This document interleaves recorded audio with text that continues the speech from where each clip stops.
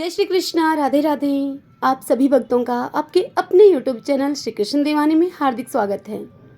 आज आप सुनेंगे चैत्र माह के शुक्ल पक्ष में आने वाली कामदा एकादशी की व्रत कथा और इसी के साथ जानेंगे इस एकादशी का शुभ मुहूर्त, पारण का समय और इस एकादशी की पूजा विधि। चैत्र माह के शुक्ल पक्ष की इस एकादशी को कामदा एकादशी के नाम से जाना जाता है। चैत्र नवरात्रि और रामनवमी के बाद यह पहली एकादशी मानी जाती है। हर साल यह एकादशी मार्च या फिर अप्रैल के महीने में आती है। धार्मिक मान्यताओं के अनुसार कामदा एकादशी का उपवास करने से समस्त प्रकार के पापों से हमें मुक्ति मिलती है। तो आइए अब जानते हैं हम कामदा एकादशी के दिन पूजन और व्रत किस प्रकार से किया जाए। देखिए भक्तजनों, पंचांग के अनुसार उदया तिथि में इस साल कामदा एकादशी का यह व्रत 8 अप्रैल के दिन रखा जाएगा। दिन मंगलवार रहेगा।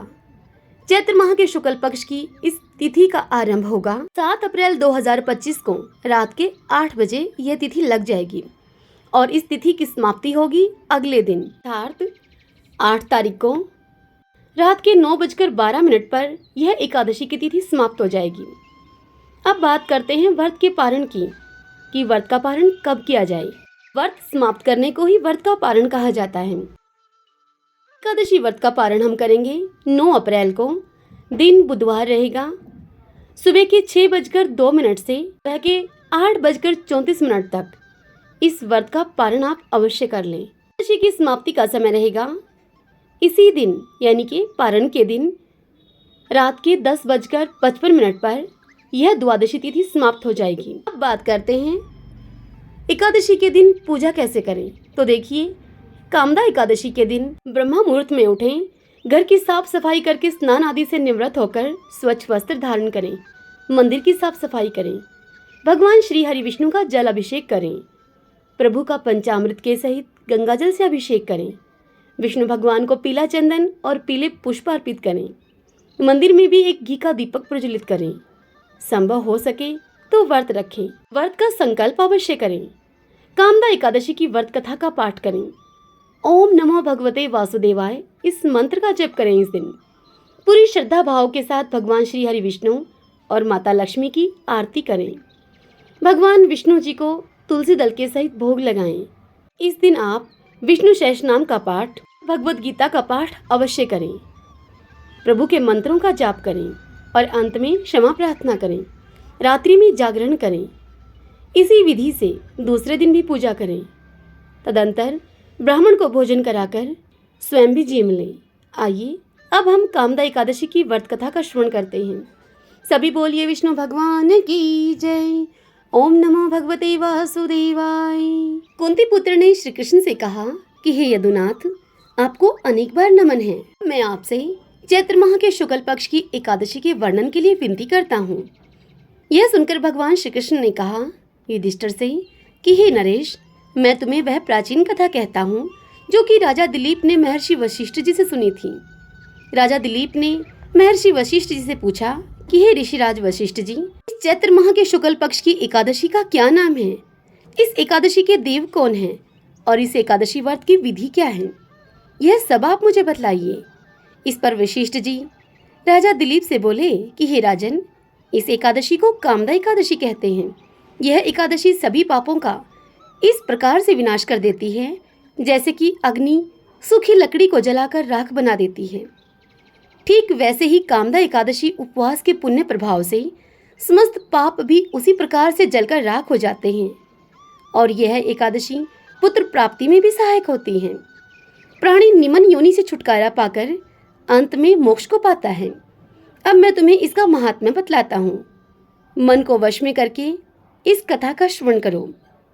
पुरातन काल में एक नगर जिसका नाम था भोगीपुर, उस नगर में अनेक ऐश्वर्यों से युक्त महाराज पुंडरीक का शासन था। नगर में अनेकों अप्सराएं, गंधर्व और किन्नर भी रहा करते थे। वह नगर संपूर्ण ऐश्वर्यों से युक्त था और धन धान्य से परिपूर्ण था। उसी नगरी में ललित तथा ललिता नाम के 2 गंधर्व पति पत्नी भी रहा करते थे जो कि एक दूसरे को बहुत अधिक प्रेम किया करते थे। उन्हें वियोग बिल्कुल भी पसंद नहीं था। यदि ऐसा हो तो वे बहुत ही व्याकुल हो जाते थे। वे दोनों बहुत ही आलीशान और संपूर्ण वैभवों से युक्त भवन में रहा करते थे।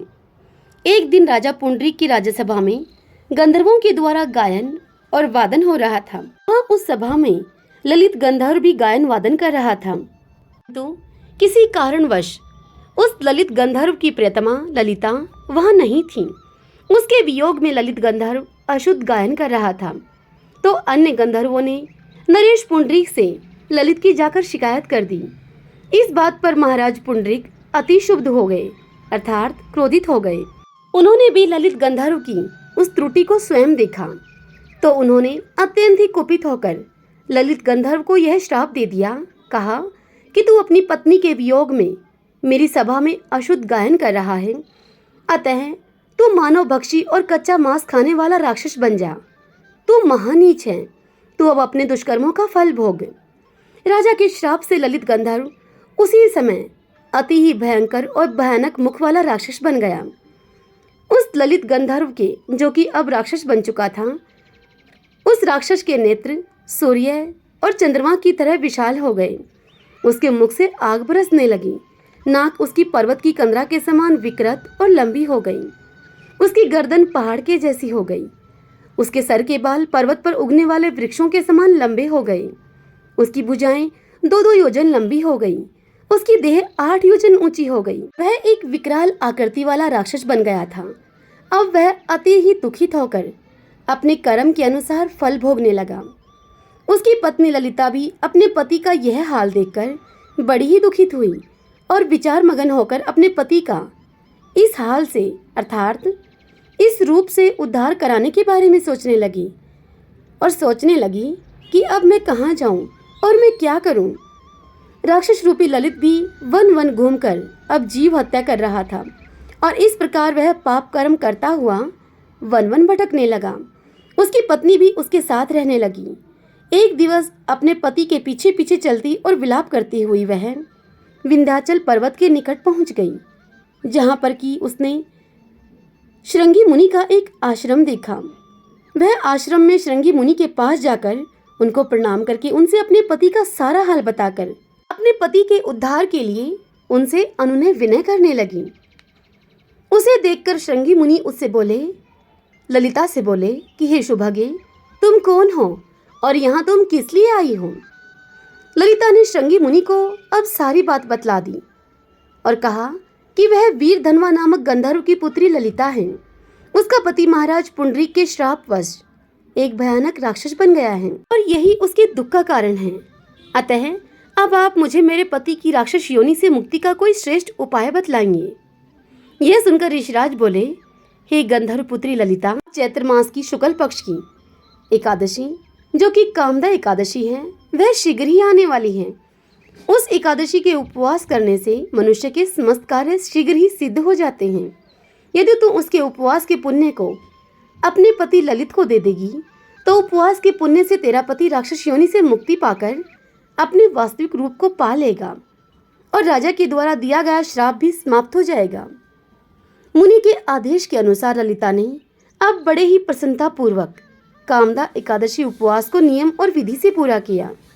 द्वादशी को विद्वान ब्राह्मणों की उपस्थिति में उसने एकादशी के उपवास का पुण्य अपने पति को अर्पण कर दिया और भगवान से प्रार्थना करके कहने लगी। ललिता ने प्रभु से कहा कि हे प्रभु, मैंने जो यह उपवास किया है उसका फल मेरे पतिदेव को मिले, जिससे कि उनकी राक्षस योनि शीघ्र ही छूट जाए। एकादशी का फल देते ही अब उस ललिता का पति गंधर्व ललित शीघ्र ही राक्षस योनि से मुक्त होकर अपने वास्तविक रूप में लौट आया और पहले की तरह ही वह रूपवान हो गया।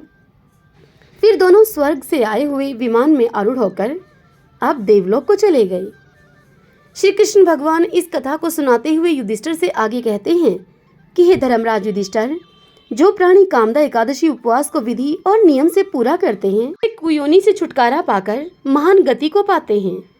यह एक उच्च कोटि का उपवास है, अतः इसकी कथा या उपवास करने वाले को वाजपेयी यज्ञ का फल मिलता है। हरि ओम तत्सत। श्रीमन्नारायण नारायण हरि हरि, भजमन नारायण नारायण हरि हरि। ओम नमो भगवते वासुदेवाय। श्री राधा कृष्णाभ्याम नमो नमः।